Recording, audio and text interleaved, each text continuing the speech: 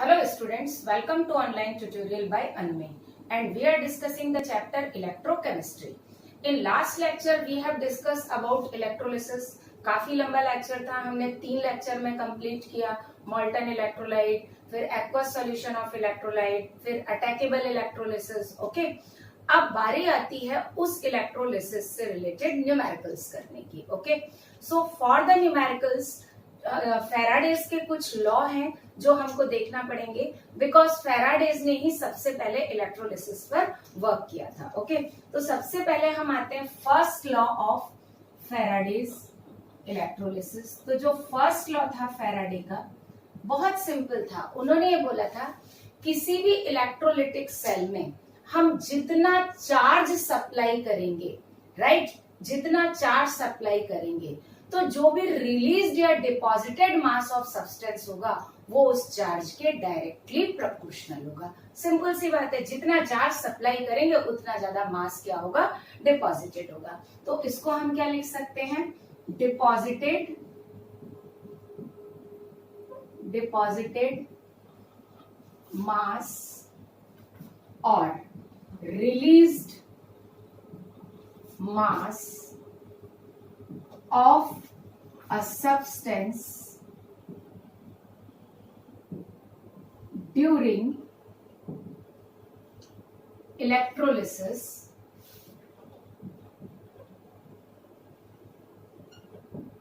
is directly proportional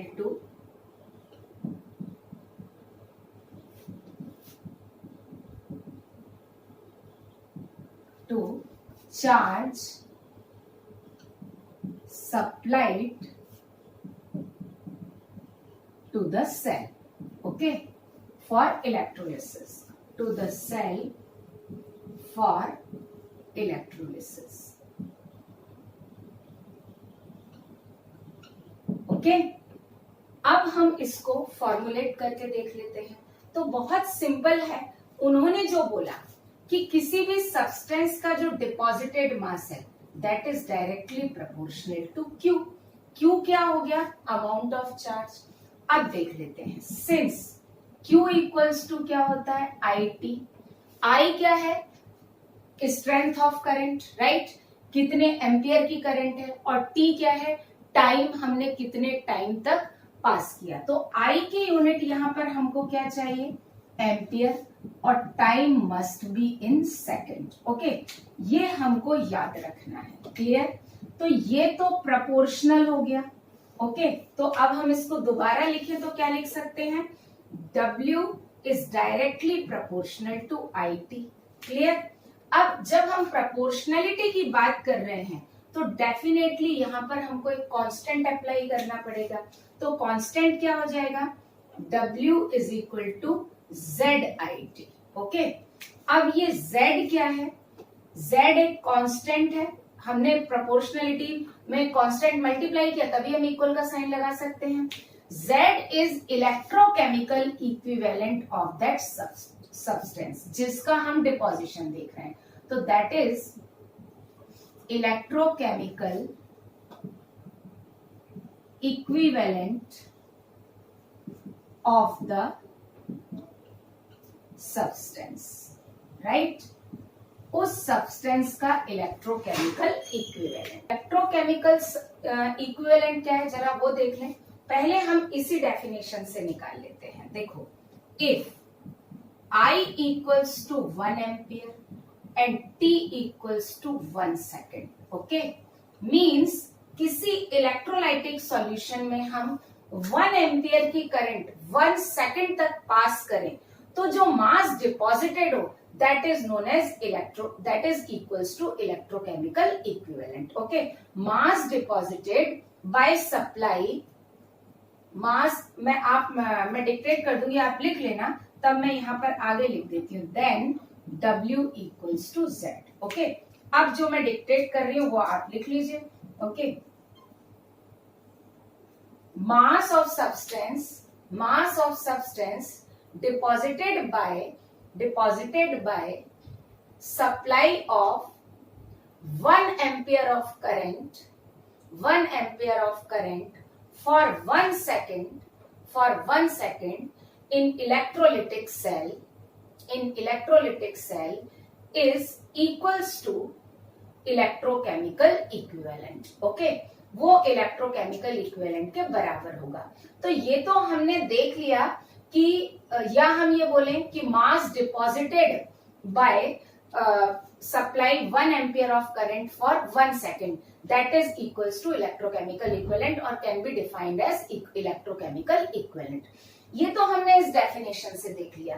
तो बहुत fundamental सी definition है इलेक्ट्रोकेमिकल इक्विवेलेंट की, हम उसे देख लेते हैं Z को, है ना। It is simply defined as क्या, equivalent mass deposited by 1 coulomb charge. Means 1 coulomb charge supply करने पर जो इक्विवेलेंट मास क्या होगा, डिपॉजिट होगा, उसको हम बोलेंगे इलेक्ट्रोकेमिकल इक्विवेलेंट। तो हम क्या लिख सकते हैं यहाँ पे, equivalent mass of substance deposited by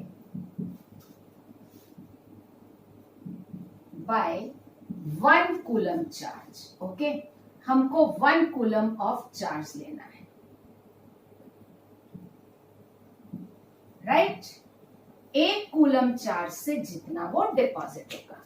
okay, अब एक चीज और है कि 1 फेराडे से किसी भी सब्सटेंस का 1 इक्विवेलेंट डिपॉजिट होता है। तो ये भी हम लिख लेते हैं, 1 Faraday of electricity deposited 1 equivalent of substance.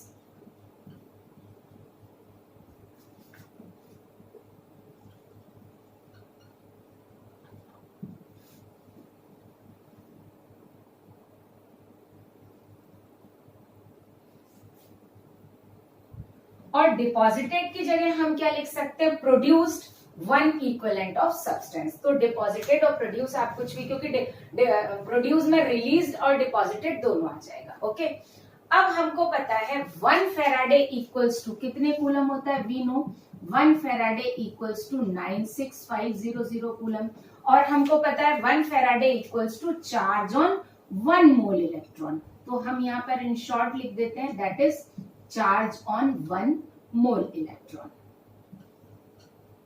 1 mole electron, है ना। ये हमको पता ही है।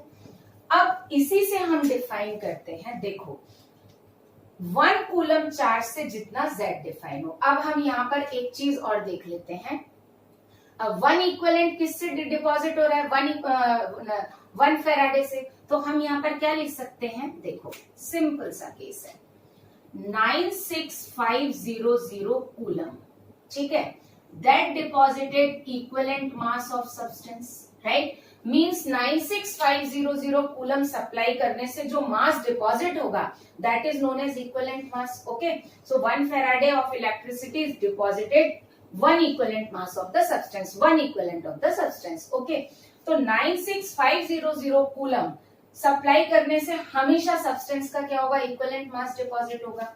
अब Z के लिए तो हमको क्या चाहिए, 1 कूलम चाहिए ना, राइट। क्या चाहिए, 1 कूलम चाहिए। तो 1 कूलम से कितना होगा, 1 कूलम से होगा जो उसका इक्विवेलेंट मास अपॉन 96500, या हम क्या बोलें, equivalent mass upon F, right. इसको हम F बोल सकते हैं। 96500 कूलम की जगह मैंने क्या लिख दिया, 1 फेराडे, यहाँ मैं C लगा देती हूँ, कितने कूलम, है ना। तो Z की इक्वल्स टू क्या आ गया, so finally we have found that Z equals to equivalent mass of the substance upon N। Okay, अब इक्विवेलेंट मास क्या होता है, that is molar mass upon valency factor, हमको पता है ना। तो हम यहां पर क्या लिख सकते हैं, Z equals to molar mass of substance upon valency factor. Valency factor means redox reaction का हम जैसे वैलेंसी फैक्टर निकालते थे। Valency factor means number of electrons involve in the cell reaction और रिडक्शन और ऑक्सीडेशन। अगर सब्सटेंस का oxidation हो रहा है तो आप लिख लो यहाँ पर valency factor is equal to number of electrons involve in reduction और ऑक्सीडेशन। अगर सब्सटेंस का ऑक्सीडेशन हो रहा है तो हम number of electrons involve in oxidation बोलेंगे, और अगर रिडक्शन हो रहा है तो number of electrons involve in reduction बोलेंगे। तो ये Z आ गया। तो Z इज इक्वल टू क्या होता है, molar mass upon valency factor into F। Okay, अब मैं रब करके दोबारा सारे रिलेशन लिख देती हूँ, मतलब समराइज कर लेती हूँ, आप नोट कर लीजिए। तो जो हमने अभी समझा उससे हम फॉर्मूला निकाल सकते हैं। हमने क्या देखा था, W is equal to Z by T, right. And since Z equals to क्या था, Z equals to molar mass upon valency factor into Faraday. तो फाइनली जो हमारा फर्स्ट लॉ का फॉर्मूला निकला वो क्या निकला, W is equal to molar mass upon valency factor into Faraday. बहुत सी बुक्स में इसकी जगह N भी लिखा रहता है, बट मेरी हैबिट वैलेंसी फैक्टर लिखने की है तो मैं वही लिखती हूँ। यहाँ पर N भी लिखा हो सकता है इसकी जगह, इनटू IT। IT भी तो करना जरूरी है, या आप Q भी लिख सकते हैं। ओके, तो अगर हमको एम्पियर गिवन हो करंट का, टाइम गिवन हो और सब्सटेंस का मोलर मास गिवन हो, तो और वैलेंसी फैक्टर गिवन हो, तो हम क्या निकाल सकते हैं, उसका वेट निकाल सकते हैं। तो एक फॉर्मूला तो ये हो गया। अब कभी कभी क्या होता है, मास नहीं निकालने को बोला जाता, मैं N हटा दे रही हूँ नहीं तो मैं बॉक्स नहीं बना पाऊंगी, आप लिख लेना। मास निकालने के लिए नहीं बोला जाता, मोल निकालने के लिए बोला जाता है। ओके, तो हमको ये पता है, सिंस वी नो, हमको क्या पता है, मोल इज इक्वल टू क्या होता है, mole is equal to given mass upon molar mass, है ना। तो उस वाले फॉर्मूले में अगर मैं मोलर मास नीचे लेकर आऊं तो क्या होगा, देखो हम क्या लिख सकते हैं, weight upon molar mass equals to क्या हो जाएगा, IT बाई वैलेंसी फैक्टर। अब मैं वैलेंसी फैक्टर को N लिख देती हूँ। ओके, यहां पर लिख देती हूँ NF। क्लियर है ना। तो यहां पर इसकी जगह हम क्या लिख सकते हैं, मोल, राइट। क्या लिख सकते हैं, मोल। वैलेंसी फैक्टर ही लिखा रहने देते हैं क्योंकि हर जगह N आ जाएगा तो कंफ्यूजन हो जाएगा, है ना। तो इसकी जगह हम क्या लिख सकते हैं, मोल। तो फाइनली हमें क्या निकला, हम क्या लिख सकते हैं, मोल डिपॉजिटेड और मोल प्रोड्यूस्ड, है ना। मोल प्रोड्यूस्ड इक्वल्स टू क्या हो जाएगा, IT bye valency factor into Faraday. तो अगर हमको डायरेक्टली मोल निकालना है तो हम ये यूज कर लेंगे, और मास निकालना है तो हम ऊपर वाला रिलेशन यूज कर लेंगे। Okay, so it is Faraday's first law of electrolysis. Okay, now we will look at second law of Faraday. Second law of Faraday क्या कहता है कि two electrolytes means whether they are in same electrolytic tank or different electrolytic tank, वो same में हो या अलग अलग में हो, हमें इससे मतलब नहीं है, जिसके लिए हम ये लगा रहे हैं, है ना। तो जो सब्सटेंस है वो सेम इलेक्ट्रोलाइट के भी हो सकते हैं और डिफरेंट इलेक्ट्रोलाइट के भी हो सकते हैं। Okay, clear. जिन सब्सटेंस का हम रेशियो लगा रहे हैं, अभी आपको आ जाएगा समझ में। तो ये याद रखना कि उसमें जिन सब्सटेंस का रेशियो हम निकाल रहे हैं वो सेम इलेक्ट्रोलिटिक टैंक में हो ऐसा जरूरी नहीं है, वो डिफरेंट भी हो सकते हैं। सिर्फ यहाँ पर क्या सेम होगा, जो हम चार्ज सप्लाई करेंगे या इलेक्ट्रिसिटी सप्लाई करेंगे वो सेम होगा। तो फैराडे का सेकंड लॉ ये कहता है, if same amount of charge is supplied, if same amount of charge is supplied to मैं बोर्ड पर नहीं लिखूंगी, डिक्टेट कर रही हूं, आप लिख लीजिए। Okay, if same amount of charge is supplied to different electrolytes और same electrolyte to produce different substances, to produce different substances, then mass of produced substance has ratio equal to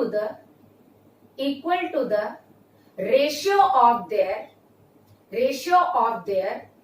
electrochemical equivalent. or their equivalent mass. Okay, तो better तो electrochemical equivalent से better है equivalent mass लिखो, है ना. तो ratio of mass deposited of substance is equal to the ratio of their equivalent mass. Means अगर हम बहुत सिंपल में लें कि दो सब्सटेंस हैं ए एंड बी, तो ए और बी का जो मास रेशियो होगा वो वही होगा जो ए और बी का किसका रेशियो है, इक्विवेलेंट मास का रेशियो है, right. Equivalent mass of A upon equivalent mass of B. Okay, अब इसको हम बहुत सिंपल तरीके से भी लिख सकते हैं. Equivalent mass is equal to क्या होता है, molar mass upon valency factor. So equivalent mass is equal to what, molar mass upon valency factor. तो हम इसको कैसे लिख सकते हैं, WA upon WB is equal to हम क्या लिखेंगे, molar mass of A upon valency factor of A, right, into molar mass of B into valency factor of B, right. ऐसा लिख सकते हैं ना. तो ये बहुत सिंपल है, मैंने लॉ आपको डिक्टेट कर ही दिया है, and it is the formula of the second law of Faraday. Okay, now we will do some numericals based on these laws. Okay, now we will look at some numerical based on Faraday's law. Okay, so question number 1 is how many coulombs of charge required are required. यहाँ पर required double हो गया, इसको काट देते हैं. Okay, how many coulombs of charge are required for the following. Okay, 1 mole of CuSO4 to Cu, 5.4 gram of Al from Al tripositive, 31.6 gram of KMnO4 reduced to Mn dipositive. तो इसको हम one by one देख लेते हैं. सबसे पहले हम देखते हैं चार्ज, मतलब Q इज इक्वल टू क्या होता है, mole into valency factor into Faraday. अब मैं आपको बोल रही हूँ कि कई जगह बुक में इसको N लिखा रहता है, लेकिन मेरी हैबिट इसको वैलेंसी फैक्टर लिखने की है, क्योंकि हम मोल से यहाँ कंफ्यूज हो सकते हैं. तो इससे हम निकाल लेंगे चार्ज, फेराडे में आ जाएगा और उसको फिर हम कूलम में कन्वर्ट कर लेंगे. ओके, तो फर्स्ट पार्ट पर अगर हम आए तो फर्स्ट पार्ट में Cu dipositive is reduce to Cu. Okay, यहां इसका मोल कितना गिवन है, 1. वैलेंसी फैक्टर मींस कितने इलेक्ट्रॉन इन्वॉल्व हो रहे हैं, 2. ओके, तो चार्ज कितना हो जाएगा, that is 1 into 2F. Okay, ये फेराडे में आ गया, और अगर हम कूलम में निकालेंगे तो 2 into 96500 कूलम. ओके, इतना चार्ज लगेगा हमको 1 मोल ऑफ CuSO4 को कॉपर में रिड्यूस करने के लिए. मैं फाइनल कैलकुलेट करके आंसर नहीं लिख रही हूँ, वो आप निकाल लेना. ये फर्स्ट पार्ट हो गया. अब हम आते हैं सेकंड पार्ट की तरफ. सेकंड पार्ट क्या कह रहा है, 5.4 gram of Al from Al tripositive means Al tripositive convert हो रहा है Al में. ओके, इसमें इसका वैलेंसी फैक्टर कितना है, 3 इलेक्ट्रॉन्स लग रहा है, N फैक्टर 3 है. हम मोल्स निकाल लेते हैं. मोल्स ऑफ एल्यूमिनियम कितना हुआ, 5.4 डिवाइडेड बाय 27 एल्यूमिनियम का एटॉमिक मास है, तो that is equals to 0.2. Okay, अब Q निकालें तो Q इज इक्वल टू हो जाएगा, मोल कितना है 0.2 इंटू फेराडे कितना लगा, और सॉरी वैलेंसी फैक्टर कितना लगा, 3, that is Faraday. So it is equals to 0.6 Faraday. और अगर हम कूलम में निकालें, आपने ये आंसर नोट कर लिया हो तो मैं उसे रब करके वहां पर लिखूंगी, जिससे एक लाइन में न्यूमेरिकल हो जाएगा. I am going to rub it. तो यहाँ कूलम में चार्ज कितना हो जाएगा, अगर हम कूलम में निकालेंगे, सो that will B 0.6 into 96500 coulomb. Okay, ये सेकेंड पार्ट हो गया. अब हम थर्ड देख लेते हैं. थर्ड पार्ट क्या कह रहा है, 31.6 gram of KMnO4 reduce to Mn dipositive. Okay, तो KMnO4 रिड्यूस हुआ Mn डाइपॉजिटिव में. यहां इसकी ऑक्सीडेशन स्टेट है +7 और यहां +2, मींस वैलेंसी फैक्टर आ गया 5. अब हम मोल निकालें, मोल है 31.6 divided by molar mass. KMnO4 का मोलर मास होता है 158, okay, that is equals to 158। ये 158 ग्राम होता है, ग्राम पर मोल। तो यहां अगर हम करें so that will be 158 and that is equals to 0.2 moles, okay. तो KMnO4 के मोल्स आ गए 0.2।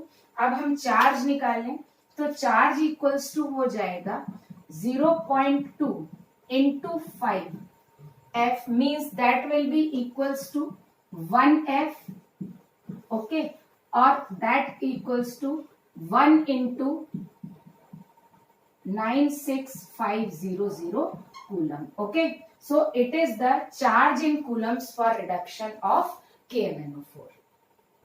Now we will look at question number 2, okay. Oh, it is question number 2. By mistake I have written 3. Okay. So now we will look at question number 2. 2 ampere of current is passed through aqueous CuSO4 solution for 30 minutes. Calculate mass of solid deposited and volume of gaseous product collected at STP. Means जो solid deposit हो उसका mass निकालना है और जो gaseous product हो उसका volume निकालना है at STP। तो सबसे पहले हमको ये देखना पड़ेगा कि CuSO4 का जब हम इलेक्ट्रोलिसिस करेंगे तो प्रोडक्ट क्या होगा। तो एक्वस CuSO4 के इलेक्ट्रोलिसिस पर एट कैथोड कॉपर का रिडक्शन होगा, Cu di positive by getting 2 electron reduce to Cu solid. At anode water का ऑक्सीडेशन होगा, so that will be twice of H2O gives O2 plus 4H plus 4 electron, okay. तो ये हो गया solid product जिसका मास निकालना है और ये हो गया गैसियस प्रोडक्ट, ओके। हम इसमें से किसी एक का निकाल लेंगे और दूसरे का हम उस पर क्या लगा लेंगे, फैराडे सेकंड लॉ लगा लेंगे, ओके। अब फर्स्ट लॉ लगाने के लिए देखो हम क्या लगा सकते हैं, W इज इक्वल टू क्या बताया था, molar mass IT by valency factor into Faraday, और क्या बताया था, mole is equal to IT upon valency factor into Faraday. ये लगा लेंगे, ये फर्स्ट लॉ हो गया। अब दूसरा प्रोडक्ट निकालना है क्योंकि करंट सेम है ना, तो जब करंट सेम है तो हम सेकंड वाला O2 का चाहे तो हम इससे भी निकाल सकते हैं और इससे भी निकाल सकते हैं, सॉरी हम इससे भी निकाल सकते हैं, इससे मोल निकाल लें और वॉल्यूम एट STP निकाल लें, या हम सेकंड लॉ लगा सकते हैं। सेकंड लॉ हम कैसे लगा सकते हैं, देखो weight of copper upon weight of O2 that is equal to क्या था, molar mass of copper upon valency factor of copper, right, into molar mass of O2 into valency factor of O2, है ना। अब मैं इसको ना यहाँ पर थोड़ा सा चेंज कर दूं, मैं यहाँ पर मास को क्रॉस मल्टीप्लाई करके ले आऊं, तो यहाँ पर क्या हम इसको ऐसा बोल सकते हैं, मोलर मास ऑफ कॉपर यहाँ नीचे आ जाएगा, मोलर मास ऑफ O2 यहाँ ऊपर चला जाएगा। अगर ये यहाँ आएगा तो मास अपॉन मोलर मास क्या हो जाएगा, मोल्स ऑफ कॉपर। तो हम क्या निकाल सकते हैं, moles of copper upon moles of O2 release. अब यहाँ पर क्या बचा, that will B valency factor of O2 upon valency factor of Cu, okay. तो हम सेकंड लॉ को इस तरीके से भी सिंप्लीफाई कर सकते हैं, ओके। मींस जो मोलर रेशियो होगा उसका मतलब मोलर रेशियो वैलेंसी फैक्टर के रेशियो का रेसिप्रोकल होगा, okay. Moles of copper upon moles of O2 is equal to valency factor of O2 upon valency factor of Cu। अब बात आती है कि हम बात करें कि वैलेंसी फैक्टर क्या है दोनों का, ओके। तो valency factor of copper, copper का वैलेंसी फैक्टर 2 है and valency factor of O2 का वैलेंसी फैक्टर 4 है। 1 मोल बनने के लिए 4 मोल ऑफ इलेक्ट्रॉन निकल रहे हैं, या 1 मोल डिपॉजिट होने के लिए 2 मोल लग रहे हैं। ओके, तो सिंपल है, जिससे जितने इलेक्ट्रॉन निकल रहे हैं हम उससे वैलेंसी फैक्टर लगा सकते हैं। अब हम एक काम करते हैं, हमको पहले किसी के भी मोल्स या मास निकालना पड़ेगा, या तो हमको कॉपर के मोल्स निकालने पड़ेंगे, तो हम कॉपर के मोल्स निकाल लेते हैं, फिर O2 के भी मोल्स निकाल लेते हैं और फिर हम उसमें कन्वर्ट कर लेंगे उसको। ठीक है, तो ये हमको रिलेशन याद रखना है। अब मैं रब करके आगे का पार्ट सॉल्व करूंगी, आप इसको नोट कर लीजिए। तो क्या होगा, देखो, moles of copper is equal to IT, है ना, IT upon valency factor 2 into Faraday. पहले मोल निकाल लेते हैं और मोलर मास से मल्टीप्लाई कर देंगे तो मास आ जाएगा। I कितना है 2 एम्पियर, टाइम कितना है 30 इंटू 60, मिनट है तो मैंने सेकंड में कन्वर्ट कर लिया, अपॉन 2 इंटू 96500, इतने मोल्स आएंगे। Okay, clear. और अगर हम इसको सिंप्लीफाई करें तो हमको मोल्स मिल जाएंगे, तो इसको मैं फ्रैक्शनल उसमें रख रही हूं, दैट विल बी 965, फ्रैक्शनल में ही रखते हैं। ये मोल्स ऑफ कॉपर आ गए।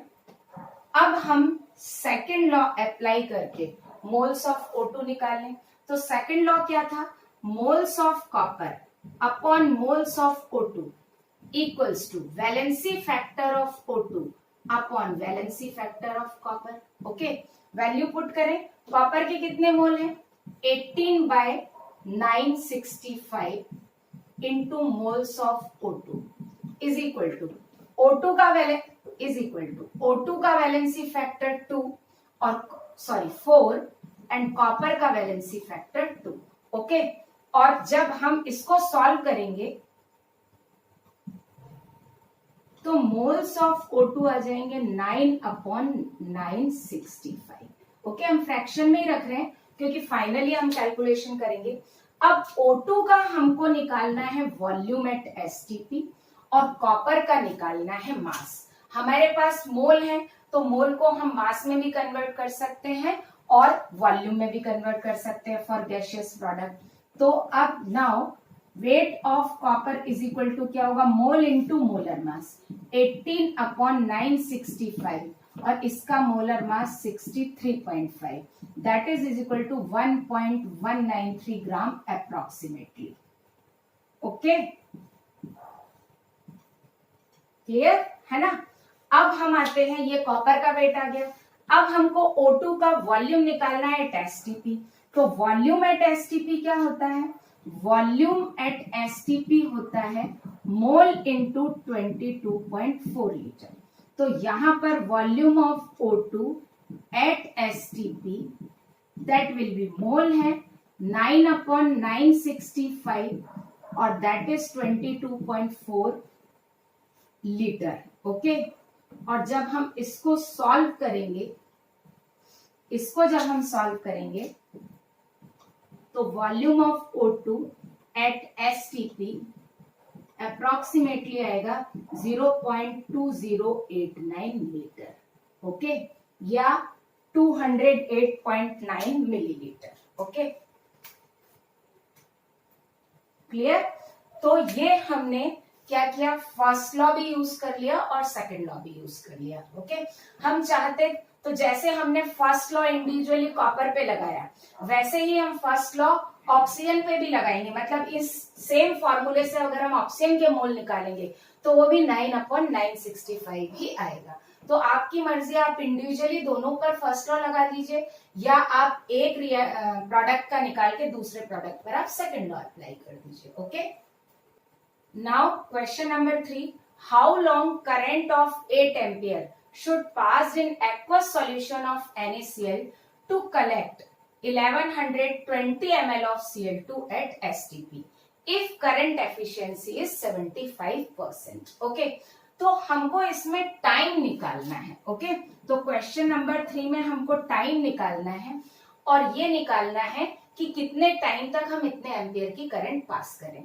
तो डेफिनेटली हम यहाँ पर लगाएंगे moles is equal to I into T valency factor into Faraday. अब हम 1 by 1 सारी चीजें देख लेते हैं।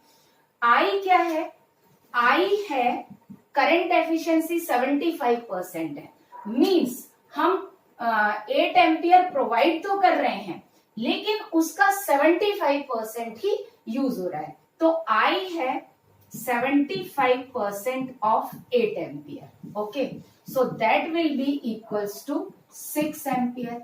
तो I हम 8 एम्पियर नहीं रखेंगे, हम कितना रखेंगे? 6 एम्पियर रखेंगे। क्यों?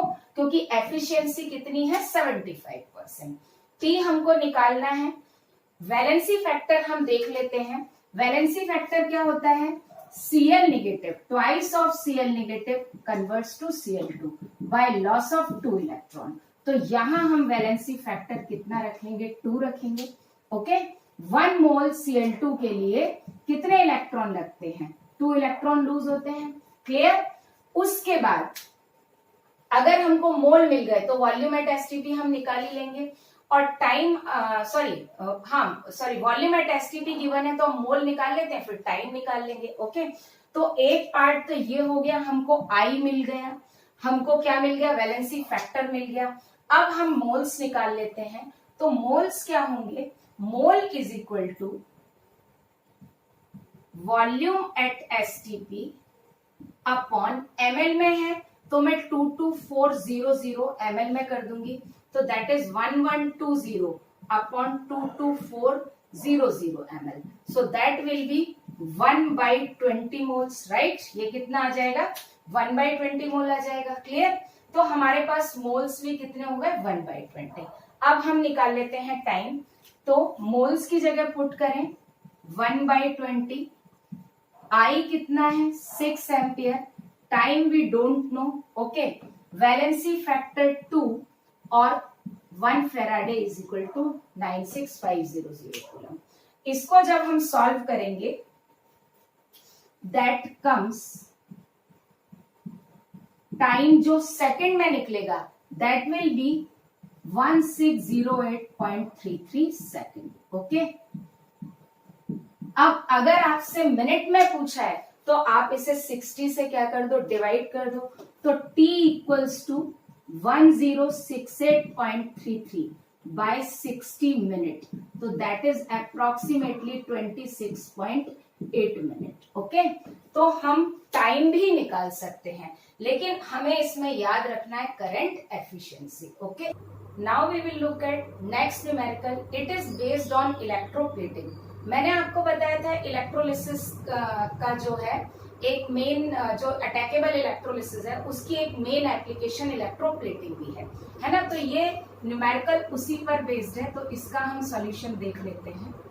देखो, silver is electroplated on a vessel of surface area 600 centimetre square by passing current of 1.93 ampere for 3 hours. Calculate thickness of silver layer deposited on vessel। Means अगर हम ये बोले कि ये एक सिल्वर वेसल है और जिसका टोटल सरफेस एरिया कितना है? 600 सेंटीमीटर स्क्वायर है, और इस पूरे पर सरफेस पर सपोज दैट Ag डिपॉजिट हो गया, राइट? ये क्या है? Ag डिपॉजिट हो गया।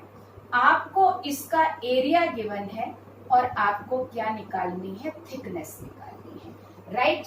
क्लियर? मींस जितना ये सरफेस एरिया पर है उसकी थिकनेस निकालनी है। तो देखो, एरिया इनटू थिकनेस, जो भी लेयर की थिकनेस होगी that is equal to volume of Ag deposited, right? यही होगा, है ना? Area into thickness. अब वॉल्यूम के लिए हम क्या करेंगे? तो volume of Ag equals to क्या होगा? Mass by density of Ag। Clear? अब देखते हैं, ये हमको फाइंड करना है। क्लियर? ये हमको गिवन है। अगर हम मास निकाल लेंगे तो वॉल्यूम आ जाएगा, और एरिया हमको गिवन है, जो सर्कल में कर रही हूं वो गिवन है। ठीक है, तो हम पहले डेंसिटी, अगर हम मास निकाल लेंगे तो मास से क्या आ जाएगा? वॉल्यूम, और वॉल्यूम से क्या आ जाएगा? थिकनेस। तो हमारी अप्रोच न्यूमेरिकल की कैसे होगी? पहले हम मास निकालेंगे, मास से हम वॉल्यूम ऑफ Ag निकालेंगे, और उसके बाद हम थिकनेस ऑफ लेयर निकालेंगे। ओके, हम इसी अप्रोच पर न्यूमेरिकल करते हैं। डन। तो देखो, सबसे पहले हम मास निकाल लें, और मास निकालने के लिए हम फर्स्ट लॉ लगाएं। फर्स्ट लॉ क्या है? डिपॉजिटेड मास इक्वल्स टू क्या हो जाएगा? Molar mass into IT upon N into F, या valency factor into F। Silver deposit होगा तो Ag की वैलेंसी फैक्टर कितना है? 1। सिल्वर की वैलेंसी 1 होती है ना, तो यहाँ पर वैलेंसी फैक्टर अगर हम देखें, या मैं इस लाइन को यहाँ लिख लेती हूँ तो सारा गिवन डेटा यहाँ लिख लेंगे। अब इस अप्रोच पर अगर हम चलें तो यहाँ क्या हो रहा है? Ag plus is reduce to Ag, तो भाई वैलेंसी फैक्टर आ गया। वैलेंसी फैक्टर कितना आ गया? 1। मोलर मास Ag का होता है 108, molar mass of Ag that is equals to 108। Clear? Time कितना गिवन है? टाइम हमको गिवन है 3 hours, means 3 into 60 into 60, right? Second में कन्वर्ट करना पड़ेगा। आई कितना गिवन है? आई गिवन है हमको 1.93 एम्पियर। ये हम डायरेक्टली यहाँ पुट कर देंगे। तो अब जब हम ये सारी वैल्यूज यहाँ पे रखें तो ये हो गया 108, आई हो गया 1.93, और ये कितना हो गया? 3 इंटू 3600 अपॉन वैलेंसी फैक्टर 1, और दैट इज 96500। ओके, अभी हम कुछ भी कैलकुलेशन में कोई वो चेंज नहीं करेंगे, हम इसको एज इट इज रहने देंगे। ओके, तो ये हमारा मास आ गया। अब इस मास से हमको क्या निकालना है? वॉल्यूम निकालना है, राइट? तो volume of Ag equals to mass by density. Mass कितना है? 108 इंटू, मैं 193 कर दूंगी, दैट इज 3 इंटू 36 रह जाएगा, अब ये 100 नहीं होगा, अपॉन 96500 इंटू 9, राइट? क्यों? क्योंकि उसकी जो है डेंसिटी कितनी गिवन है? 9 ग्राम पर क्यूबिक सेंटीमीटर, राइट?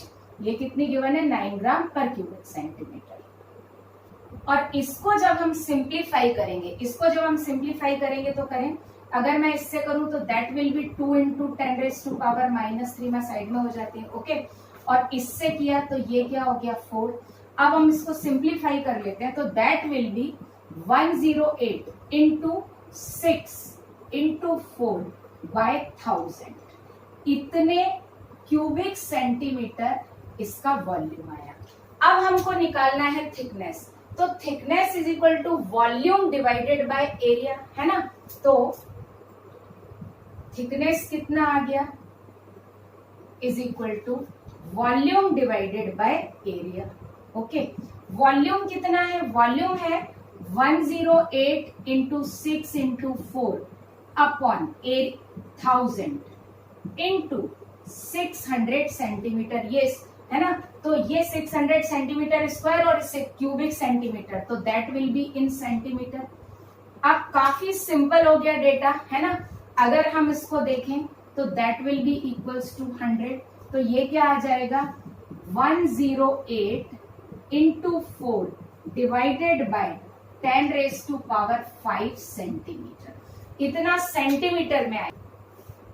तो पहले हम लिख लेते हैं, जो थिकनेस आई वो कितना आएगा? That will B 432 into 10⁻⁻5 centimetre. अब इसको किस में कन्वर्ट करना है? हम मिलीमीटर में भी कन्वर्ट कर सकते हैं या सेंटीमीटर में, जिसमें भी आंसर हो आप लिख सकते हैं। That is 4.2 into 10⁻³